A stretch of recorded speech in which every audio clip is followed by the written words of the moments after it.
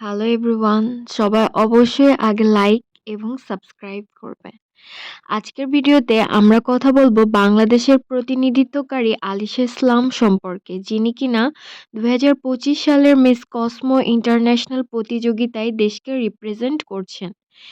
তার সম্বন্ধে জানবো তিনি কে, কিভাবে নির্বাচিত হলেন, মিস কসমো প্রতিযোগিতায় তিনি ঠিক কি করছেন, সবকিছু জানবেন আজকের এই ভিডিওতে।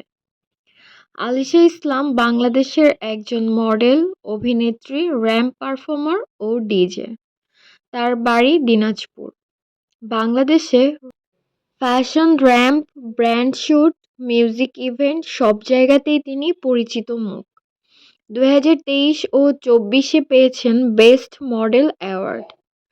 প্যারিস ফ্যাশন উইকে বাংলাদেশকে রিপ্রেজেন্ট করেও আলোচনায় আসেন।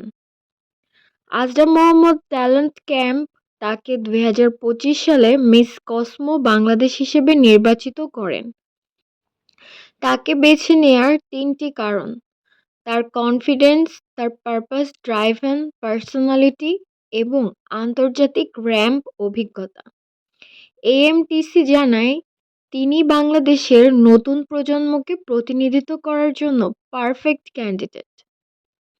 মিস কসমো হলো আন্তর্জাতিক বিউটি প্রেজেন্ট, যেখানে সুন্দরী শুধু নয়, বিউটি উইথ পারপাস এই থিমে মেয়েদেরকে ব্যক্তিত্ব, চিন্তা ও সামাজিক কাজে মূল্যায়ন করা হয়।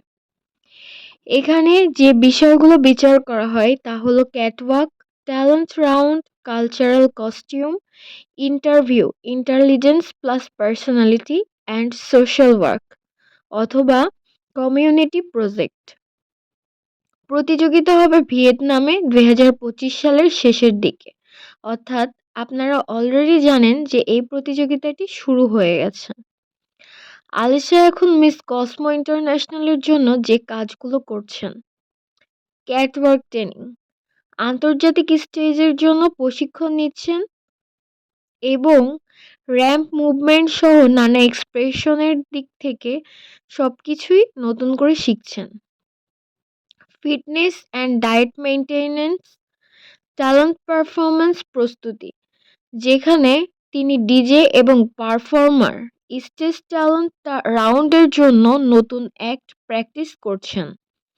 সোশ্যাল অ্যাওয়ারনেস প্রজেক্ট, মিস কসমোতে পারপাস খুবই জরুরি। আলিশা নারী ক্ষমতায়ন, মেন্টাল হেলথ এবং ইয়াং ট্রেনিং নিয়ে কাজ করেন। এই প্রকল্পই তাকে অন্যদের থেকে আলাদা করে। কালচারাল কস্টিউম প্রস্তুতি, বাংলাদেশি ঐতিহ্য, লাল সবুজ নকশিকাঁথা, রাজশাহী রেশম এসব তুলে ধরার ডিজাইন তিনি তৈরি করেছেন। তিনি শুধু মডেল নন, বক্তা, ডিজে পারফর্মার, ফ্যাশন রিপ্রেজেন্টেটিভ। আন্তর্জাতিক মিডিয়ায় তিনি ইতোমধ্যেই আলোচনায় ছিলেন। প্যারিস ফ্যাশন উইকে বাংলাদেশকে উপস্থাপন করেন। তার কনফিডেন্স, স্পিকিং স্টাইল এবং মডার্ন পার্সোনালিটির জন্য দেশগুলোতেও ভালো ইমপ্রেশন তৈরি করেছেন, অর্থাৎ অন্যান্য দেশগুলোতেও ভালো ইমপ্রেশন তৈরি করতে পেরেছেন। বাংলাদেশের জন্য তিনি নতুন সুযোগ, বাংলাদেশকে গ্লোবাল স্টেজে তুলে ধরার জন্য। তিনি যদি টপ ফাইনালিস্টে যেতে পারেন, বাংলাদেশ প্রথমবার মিস কসমোতে শক্ত উপস্থিতি দেখতে পারবে। তার cultural representative plus talent act সবচেয়ে শক্তিশালী দিক। তিনি বাংলাদেশের মেয়েদের জন্য রোল মডেল হয়ে উঠতে পারেন। ফ্যাশন মানেই শুধু বিউটি নয়, এটা সেলফ কনফিডেন্স এবং সোশ্যাল ইম্প্যাক্ট। এটিই ছিল মিস কসমো বাংলাদেশ 2025-এর আলিশা ইসলাম সম্পর্কে বিস্তারিত আপডেট। আপনারা কি মনে করেন তিনি আন্তর্জাতিক স্টেজে বাংলাদেশের নাম উজ্জ্বল করতে পারবে? কমেন্ট করে জানাতে ভুলবেন না। ভিডিওটি ভালো লাগলে লাইক, শেয়ার এবং সাবস্ক্রাইব করে সাপোর্ট করবেন। Thank you. Keep watching. চলুন কিছু ছোট ছোট ক্লিপ দেখি আলিশা ইসলামের। তো এটা বাংলাদেশে থাকতে, আর এটা খুব সম্ভবত ভিয়েতনামে যেয়ে তার মডেলিং স্কিলটাকে দেখাচ্ছিলেন। এটা তার আইডি থেকে নেওয়া। তার হেয়ার, কার্ল হেয়ার এটা আমার খুবই পছন্দ। ফিটনেসও পারফেক্ট। এখন শুধু দরকার তার জন্য ভোট। সো পিপলস চয়েস থেকে ভোট দিতে পারবেন। ভোট দেওয়ার সিস্টেমটা আমি খুব দ্রুতই আপলোড করব। Subscribe my YouTube channel.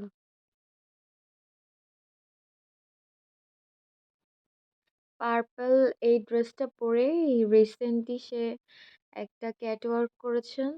So সেই ক্যাটওয়াকের কিছু মুহূর্ত দেখছি।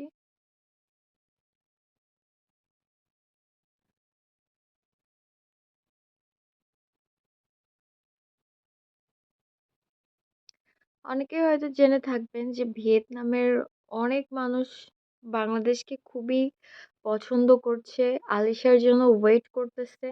আসলে এই সব কিছুই পসিবল হয়েছে মিথিলা আপুর জন্য, কারণ মিথিলা আপু অনেকটা একটা ভালো প্ল্যাটফর্ম ক্রিয়েট করে ফেলেছে বাংলাদেশি পিপলের জন্য। তো নতুন যারাই যাচ্ছে খুব ভালো হেল্প পাচ্ছে। তো থ্যাংক ইউ এভরিওয়ান।